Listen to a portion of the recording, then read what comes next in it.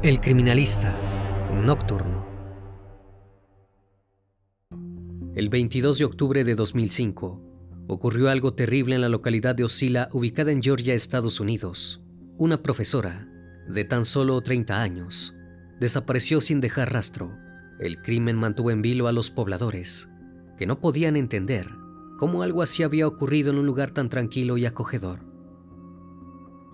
Años después, en febrero de 2017, una mujer llamada Brooke Sheridan se presentó ante la Oficina de Investigaciones de Georgia. Estaba ante un dilema moral: entregar al hombre que amaba o vivir para siempre con un oscuro secreto. Finalmente, decidió hacer lo que debía, no por ella, sino por la familia de la víctima, que llevaba 12 años sin obtener respuestas.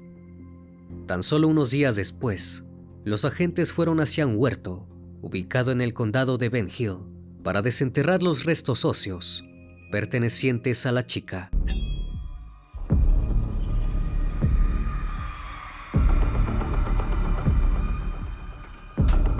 El criminalista nocturno.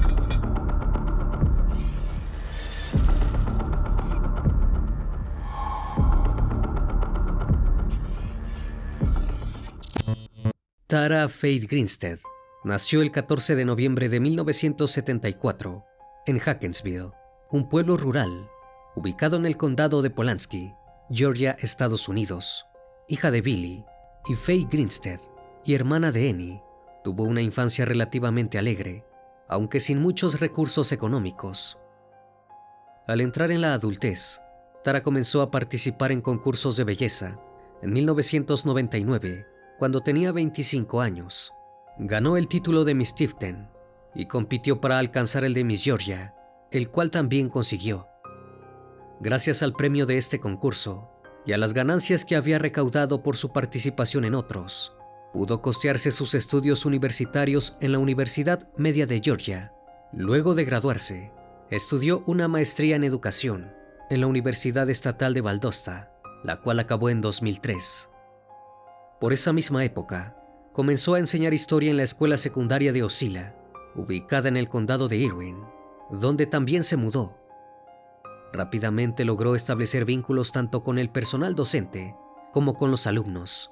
Todos la veían como una persona amable y extrovertida, que siempre estaba dispuesta a ayudar a los demás. Esto último es exactamente lo que estaba haciendo el 22 de octubre de 2005, antes de desaparecer completamente del mapa. Ese día, Tara invitó a casa a algunas de sus estudiantes, quienes se estaban preparando para el concurso de belleza Miss Georgia, en el que ella había participado años atrás. Durante toda la tarde, las aconsejó sobre cómo vestirse, peinarse y actuar. Luego asistió al evento y posteriormente a una barbacoa. Eran las 11:15 de la noche cuando se marchó en su automóvil en dirección a su vivienda. Al día siguiente, su madre intentó comunicarse con ella, pero no obtuvo respuesta. Esto le pareció completamente extraño. Tara siempre contestaba el teléfono. Esperó que le devolviera la llamada, pero tampoco sucedió. Así llegó el lunes 24 de octubre, día en que la profesora no se presentó en el instituto de Ocilla para dar clases. Sus colegas se preocuparon. Jamás había faltado sin avisar. Intentaron llamarla, pero también se toparon con la casilla de mensajes. Preocupados, llamaron a la policía para reportar su ausencia. Los agentes tomaron la denuncia como algo rutinario. No creían que realmente podría haberle pasado algo a Tara. En un pueblo con menos de 4,000 habitantes, donde todos se conocían y vivían en armonía, era imposible que pasase algo malo, o al menos eso creían, hasta que llegaron a la vivienda. Allí notaron que el automóvil de Tara estaba aparcado afuera. Era un poco extraño que la profesora no diera señales de vida, si ni siquiera había salido de su casa. Y eso no era todo. También observaron algo en el salpicadero, un sobre que contenía $100 en efectivo.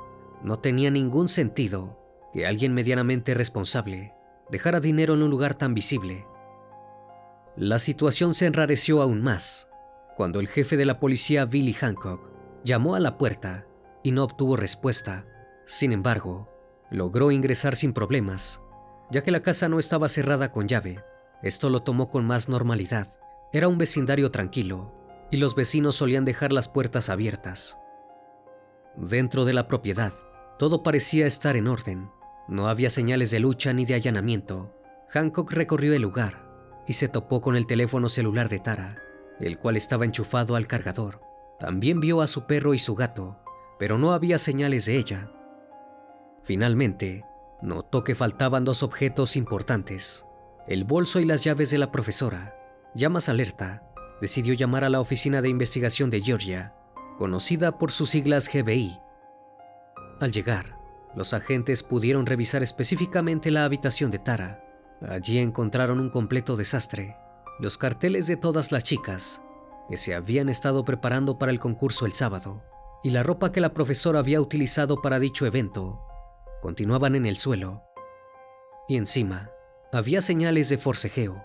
La lámpara de su mesa de luz estaba hecha añicos y el reloj despertador estaba debajo de la cama, parpadeando como si hubiera sido desconectado o reiniciado. En el acolchado se podía distinguir un poco de sangre. Además, hallaron el teléfono de línea en el suelo del baño, pero nada de esto fue tan llamativo como lo que vieron en el patio de la entrada delantera de la casa. Se trataba de un guante de látex que había sido utilizado. Los agentes especularon que alguien se lo podría haber puesto para ocultar sus huellas dactilares. Lo sometieron a pruebas de ADN, las cuales arrojaron que contenía perfil genético de 3 personas. Uno de ellos pertenecía a un individuo de sexo masculino, el cual no pudo ser identificado. Otro coincidía con el de Tara y el último era irreconocible. Con respecto a la sangre hallada en el acolchado, la cantidad era tan poca que no podía atribuirse de manera concluyente a un forcejeo, ya que podría provenir de una hemorragia nasal o de la menstruación de la propia Tara. Como la profesora había regresado a su casa y no había signos de lucha en las puertas, los detectives comenzaron a especular que podría haberse escapado por voluntad propia, probablemente con alguien que conocía. Así que decidieron indagar en su vida privada, esperando encontrar respuestas. Supieron que durante 5 años y medio había mantenido una relación amorosa con un guardabosque del ejército llamado Marcus Harper. Habían terminado tan solo 2 semanas antes de su desaparición. No obstante, en el interrogatorio los agentes corroboraron que el muchacho tenía una coartada sólida para la noche de los hechos. Fue descartado al instante. Luego, al entrevistar a conocidos de Tara, supieron que había rumores sobre un posible vínculo íntimo con Git Dykes, un amigo de la familia, pero esta línea de investigación no llegó a ningún lado. Finalmente, los amigos de la joven mencionaron el nombre de una persona que les parecía sospechosa. Se trataba de Anthony Vickers, un antiguo alumno de Tara. La policía logró contactarlo, ya que trabajaba en un pueblo vecino ubicado a 150 kilómetros de Osceola. El muchacho les dijo a los agentes que había tenido una relación de casi 2 años con su profesora, justo después de graduarse del instituto. No obstante, la versión de los amigos de Tara era muy distinta. Contaron que ella había intentado ayudarlo, ya que tenía bastantes problemas personales. Al parecer, esto era habitual en la profesora. Siempre intentaba darle protección a quienes más lo necesitaban, pero conforme empezaron a pasar más tiempo juntos, Vickers se obsesionó completamente con ella. El 30 de marzo de 2005, Tara llamó a la policía porque el joven intentó entrar a la fuerza a su casa. Esta denuncia quedó asentada en la comisaría. Durante el interrogatorio, los agentes le pidieron a Vickers una explicación para este comportamiento. Él les dijo que había actuado de esa forma porque Tara dejó de contestarle las llamadas durante un largo tiempo, y ya que solo vivía a 2 cuadras de distancia, quería saber qué le sucedía. Con respecto al día de la desaparición de la joven, Vickers proporcionó una coartada sólida. También colaboró con la investigación, dejando que le tomaran unas muestras de ADN y que examinaran de manera exhaustiva su coche y el de su padre. No hallaron nada en su contra y quedó desvinculado del caso.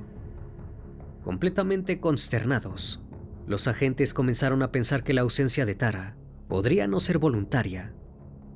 La búsqueda inició recién 2 semanas después de la última vez que se le vio con vida. La policía llamó a cientos de voluntarios para buscar en la zona, quienes indagaron en bosques, zanjas y ríos, pero no pudieron encontrar ni un solo rastro de Tara.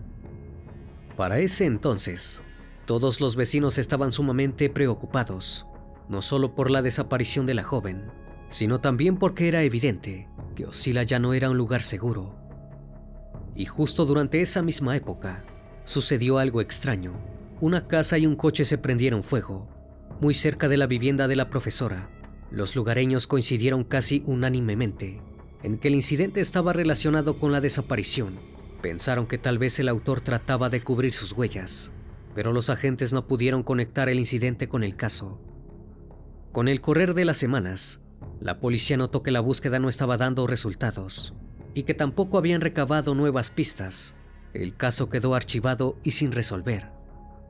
La madre de Tara pasó los siguientes años esperando que su hija volviera a casa y que todo hubiera sido un mal sueño. Falleció en 2008, sin tener ni una sola noticia al respecto. Para ese entonces, las hipótesis que se comentaban en el pueblo eran tres. Tara había escapado y no quería que la encontraran, que alguien la había secuestrado y la tenía como rehén, o la peor de las opciones, que la habían asesinado. Los carteles con su foto y el número de teléfono de una línea para brindar información continuaron visibles durante años, mientras todo Ocila se aferraba a la posibilidad de que algo sucediera, y por suerte, finalmente ocurrió. En febrero de 2009, aparecieron videos en internet de un autoproclamado asesino en serie, que se apodaba a sí mismo como Catch Me Killer. En los metrajes aseguraba haberles quitado la vida a 16 mujeres, entre ellas a Tara Grinstead.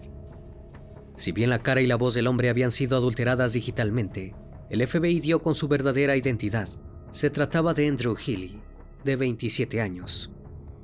Los ciudadanos de Georgia pensaron que finalmente habría noticias sobre el paradero de la profesora, pero la investigación no logró establecer conexión entre Andrew y ninguna de las 16 chicas desaparecidas. El joven tuvo que admitir que los metrajes eran una burda mentira para llamar la atención. Fue rápidamente eliminado de la lista de sospechosos del caso de Tara, la cual volvió a estar vacía. Aún así, quedó detenido y la justicia lo condenó a 2 años de trabajos forzados y a 13 años de libertad condicional por perjurio y manipulación de pruebas. Mientras tanto, las posibilidades de encontrar a Tara seguían disminuyendo. En 2010 fue declarada sin vida, ya que si bien no se había hallado su cuerpo, todo parecía indicar que jamás la encontrarían. No obstante, el interés de la gente no disminuyó. Ese mismo año el periodista Payne Lindsay creó un podcast llamado Up and Venice, dedicado a casos sin resolver. El primero fue justamente sobre Tara Grinstead. Viajó a Ocila, donde se encontró con el investigador privado Morris Godwin. Intentaron trabajar juntos en el caso, pero no consiguieron acceso a los registros policiales. Por ende, comenzaron a entrevistar a los pobladores. En este contexto, Lindsay recibió una llamada anónima, donde le sugerían que en la propiedad de Tara podrían encontrar sus restos. El periodista le proporcionó esta información a la policía. Lograron allanar la casa y se toparon con algunos huesos, pero las pruebas arrojaron que no pertenecían a humanos, sino animales. Las autoridades volvieron a archivar el caso, hasta que finalmente, luego de años de incertidumbre, alguien decidió hablar. En febrero de 2017, una mujer llamada Brooke Sheridan se presentó ante la Oficina de Investigaciones de Georgia. Quería brindar información sobre alguien que amaba, pero que le estaba empezando a preocupar: su novio, Bo Dukes. Narró que poco tiempo atrás le confesó que su amigo, Ryan Duke, había asesinado a Tara Grinstead y que le había pedido ayuda para deshacerse del cuerpo. Ambos conocían a la mujer porque habían sido sus alumnos. Luego de eso, Brooke comenzó a verlo de otra manera. Le temía. Los agentes no confiaban del todo en su palabra. Pensaban que quizás estaba buscando atención. Cuando le preguntaron cuál había sido el motivo del crimen, Brooke respondió que era un secreto entre Ryan y Bo. La mujer espetó que no ganaba nada haciendo aquella declaración. Sabía que su novio probablemente pasaría el resto de su vida en prisión, pero quería priorizar la paz de la familia de Tara. Aún con desconfianza, los agentes decidieron interrogar a Bo, y los resultados fueron sorprendentes. El hombre le contó a la policía que el 22 de octubre de 2005, su amigo Ryan Duke lo había llamado por teléfono porque necesitaba pedirle ayuda. Había estrangulado a su exprofesora y necesitaba su camioneta para mover el cuerpo. Bo aceptó. Juntos trasladaron el cuerpo hacia un huerto de nueces, ubicado en el condado de Ben Hill, propiedad de su tío. Una vez allí, llevaron los restos a una zona apartada. Los quemaron durante 2 días, hasta que la mayoría quedó hecha ceniza, y enterraron lo que quedaba. Los agentes no podían creer lo que escuchaban. Debían ir a comprobar si esta historia era cierta, pero antes, restaba algo muy importante: hablar con el acusado. Si bien los agentes esperaban que Ryan negara los dichos, sucedió todo lo contrario. Y no solo eso, también proporcionó nuevos detalles del terrible crimen. Confesó que el 22 de octubre de 2005 ingresó en la casa de Tara para robar dinero y comprar drogas, pensando que ella dormía, pero la mujer apareció justo cuando él estaba a punto de marcharse. Por miedo a que lo denunciara, decidió enfrentarse a ella. Empezaron a forcejear hasta que él logró asfixiarla y la dejó inconsciente. Acto seguido, salió de la vivienda, llevándose el bolso y las llaves de la víctima. Horas después llamó al domicilio de la mujer desde una cabina telefónica para comprobar si seguía con vida. Al no recibir respuesta, comenzó a impacientarse. Se dio cuenta de la gravedad de lo que había hecho. Fue entonces cuando llamó a Bo para que lo ayudara a deshacerse del cuerpo. Lo trasladaron en la camioneta hacia el huerto de nueces ubicado en Ben Hill. Quemaron la mayor parte del cuerpo y luego enterraron los restos. Luego de relatar los terribles hechos, Ryan llevó a los agentes hasta el lugar antes indicado.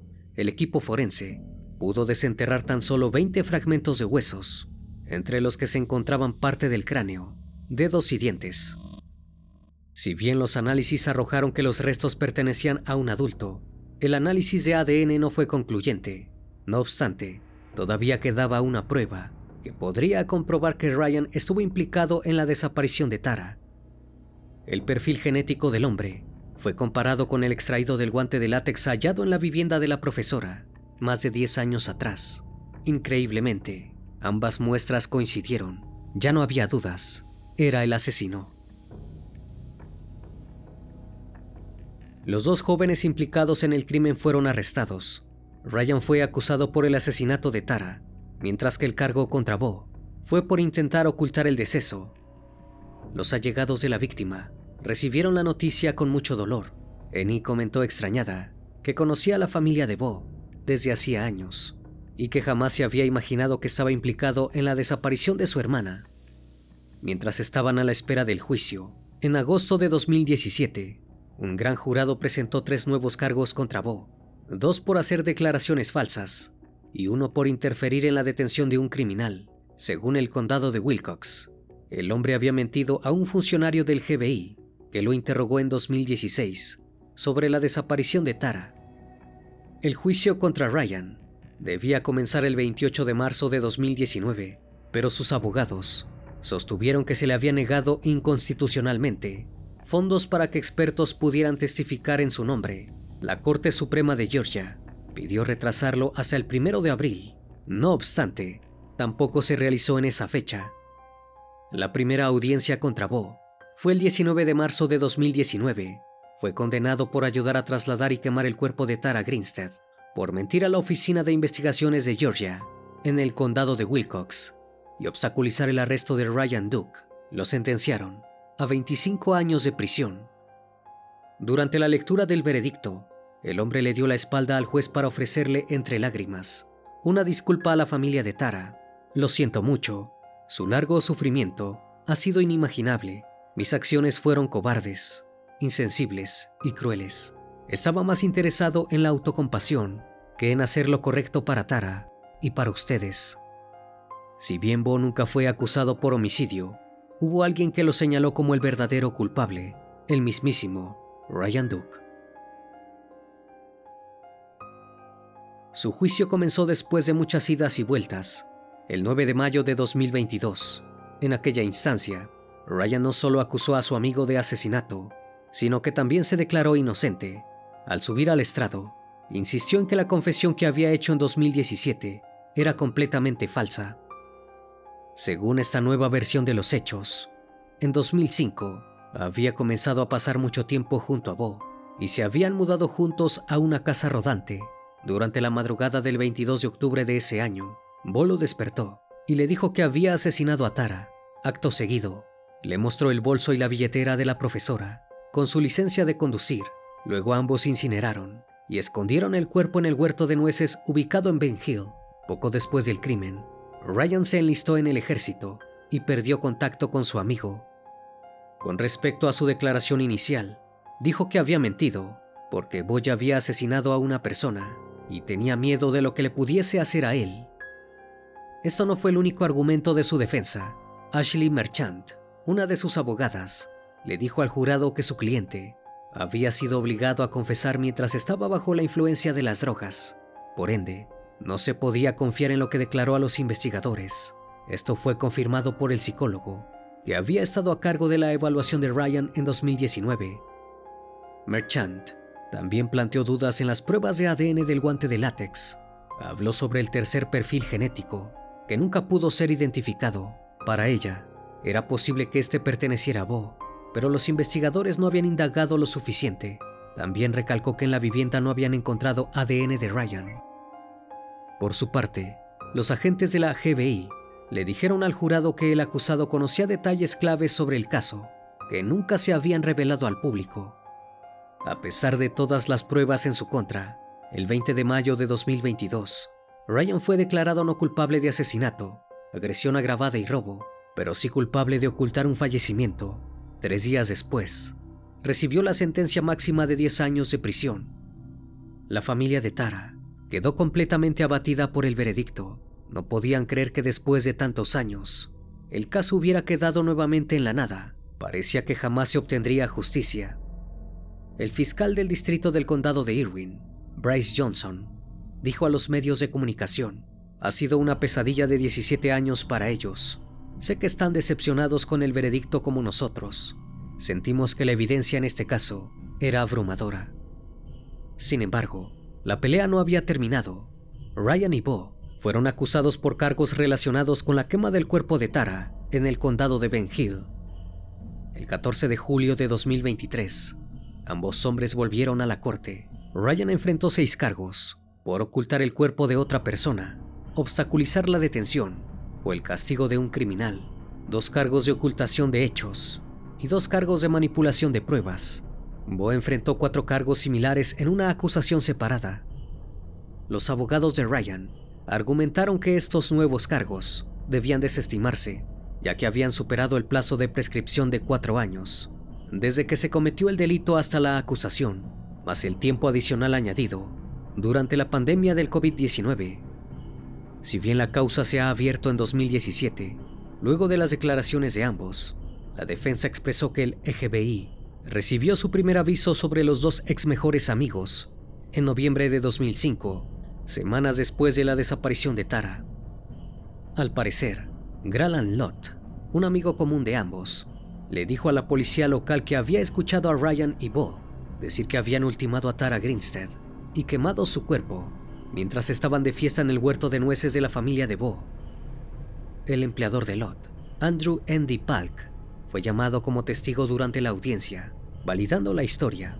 Dijo que fue con las autoridades al huerto poco después de la desaparición de Tara, pero que en ese momento no se encontró ninguna evidencia. Sobre estas nuevas acusaciones, todavía no existe ningún fallo. En junio de 2023, se negó la petición de Ryan para obtener la libertad condicional. Su fecha de liberación continúa siendo el 12 de febrero de 2027. Actualmente, ni Ryan ni Bo están acusados de asesinato y ambos siguen culpándose mutuamente por el crimen. Han pasado casi 19 años desde que Tara dejó este mundo y la familia aún no puede llorar su pérdida en paz. Lo que pasó realmente aquel 22 de octubre de 2005 continúa siendo un misterio. Antes de terminar con el video, les recuerdo que pueden seguirme en redes sociales. Actualmente me encuentro en Facebook, Instagram, TikTok y también en Spotify. Si el caso de hoy te pareció interesante e informativo, te pido me regales un like o un comentario sobre la transmisión de esta noche. Me despido de ustedes, no sin antes agradecerles su compañía. Y recuerden, si aún no estás suscrito, te hago la cordial invitación a que lo hagas y formes parte de esta gran comunidad. Esto es El Criminalista Nocturno. Hasta la próxima emisión. Buenas noches.